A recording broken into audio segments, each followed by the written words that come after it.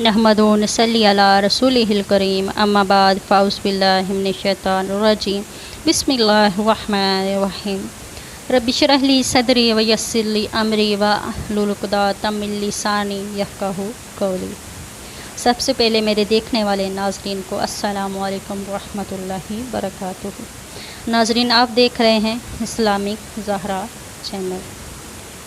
नाज़रीन, मेरा आज का मौजू है सूरह फ़ातिहा के बारे में तफ़सीर। नाज़रीन, ख़ुलासा तफ़सीर सूरह फ़ातिहा का मुख्तसर कुछ यूँ है कि 7 आयतों पर मुश्तमिल है।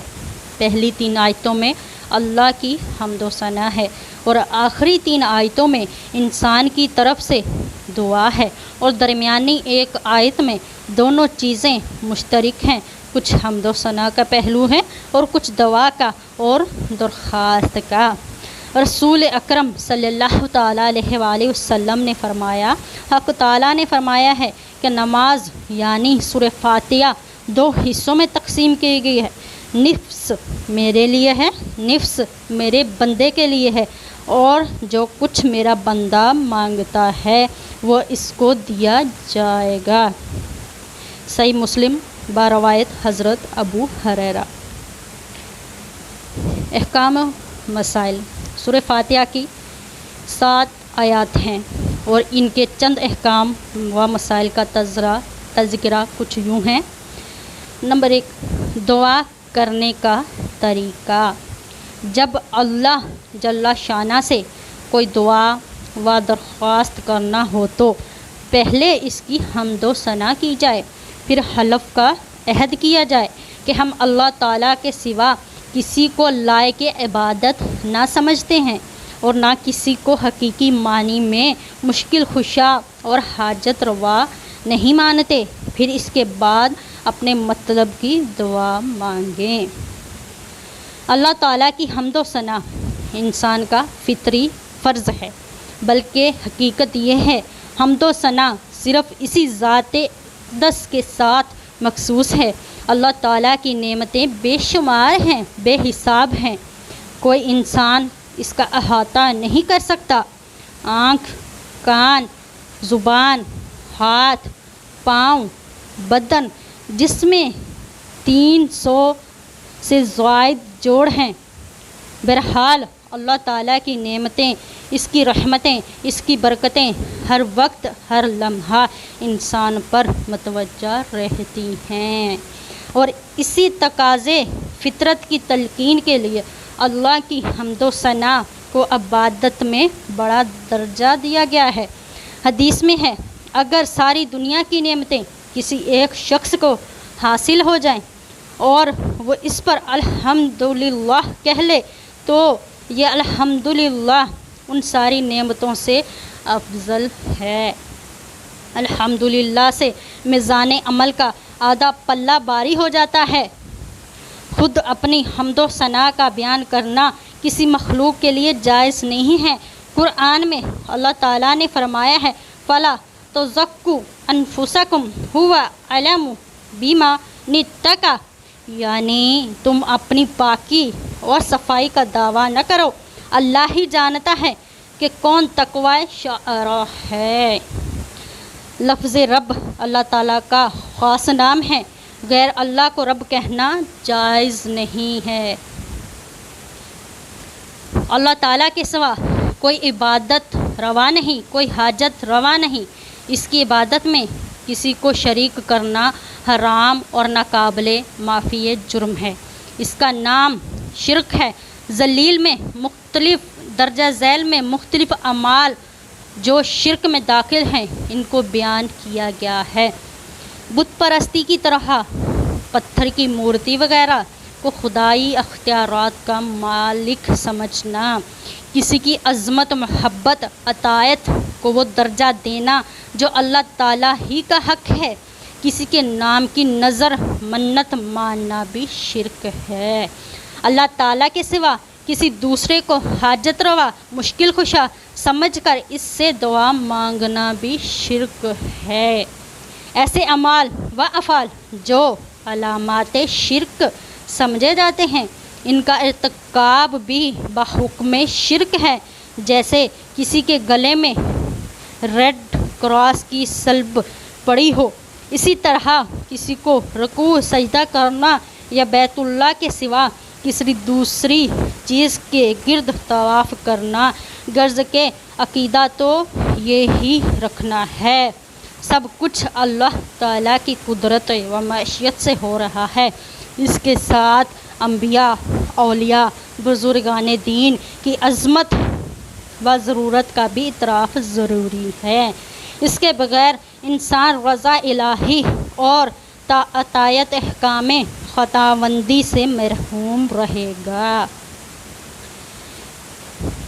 آمین کے فضائل۔ احادیث میں آیا ہے کہ آمین کے بہت سے فضائل ہیں۔ جب امام ولدوالین کہے تو مقتدی آمین کہیں گے۔ اس موقع پر فرشتے بھی آمین کہتے ہیں۔ جب دونوں کی آمین مل جائے تو اس کے تمام پچھلے گناہ معاف کر دیے جاتے ہیں۔ ایک حدیث میں ہے کہ رسول اکرم صلی اللہ تعالیٰ علیہ وآلہ وسلم نے فرمایا کہ آمین کی دعا کی ایک مہر قرار دیا ہے، یعنی کہ مہر لگا دینے سے ہر چیز محفوظ ہو جاتی ہے۔ اسی طرح جس دعا پر آمین کہی جائے وہ بھی محفوظ ہو جاتی ہے، گویا کہ قبول ہو جاتی ہے۔ علماء کرام، بزرگان دین سے منقول ہے کہ حضور اکرم صلی اللہ تعالیٰ علیہ وآلہ وسلم ہر دعا کے آخر میں 1 یا 3 بار آمین کہا کرتے تھے۔ سورہ فاتحہ کے فضائل و برکات۔ انسانی فطرت میں بنیادی طور پر 10 چیزیں ایسی ہیں جن پر شیطان حاوی ہو کر انسان کو گمراہ اور گناہوں کے راستے پر ڈال دیتا ہے۔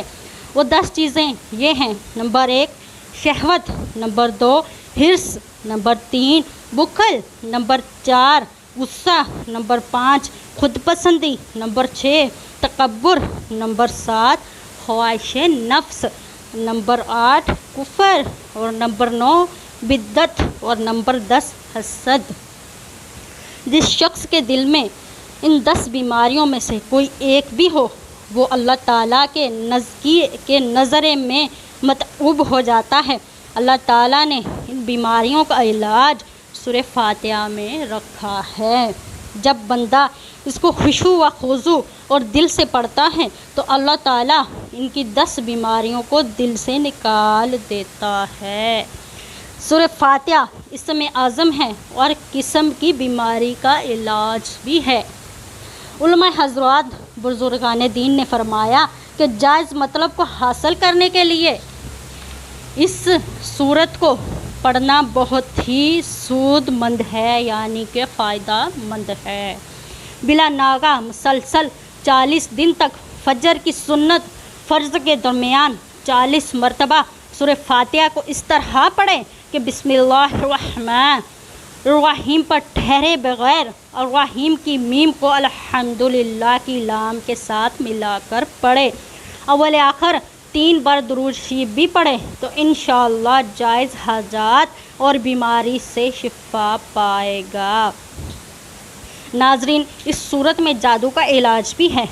جادو کا علاج یہ ہے، آئے میں آپ کو بتاتی ہوں کہ آپ نے کیسے اس صورت مبارکہ سے جادو کا علاج کرنا ہے۔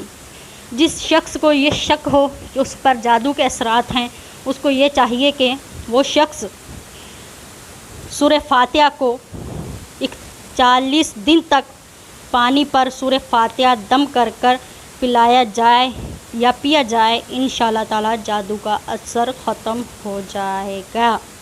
اور جس شخص کو درد ہو، کسی قسم کا بھی درد ہو، کان میں درد ہو، آنکھ میں درد ہو، ناک میں درد ہو، پیٹ میں درد ہو، سر میں درد ہو، ٹانگ میں درد ہو یا جسم کے کسی بھی عضو میں درد ہو، تو اللہ تعالیٰ سورہ فاتحہ کی برکت سے، فضیلت سے اس کے تمام جسم میں کہیں پہ بھی درد ہو اس کو ختم کر دیتا ہے۔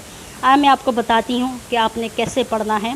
آپ نے اس طرح پڑھنا کہ اگر کسی کے دانت میں درد ہے، پیٹ میں درد ہے یا سر میں درد ہو تو 7 مرتبہ سورہ فاتحہ پڑھ کر دم کرنے سے انشاءاللہ تبارک تعالیٰ اللہ تعالیٰ اس کا درد دور فرمائیں گے۔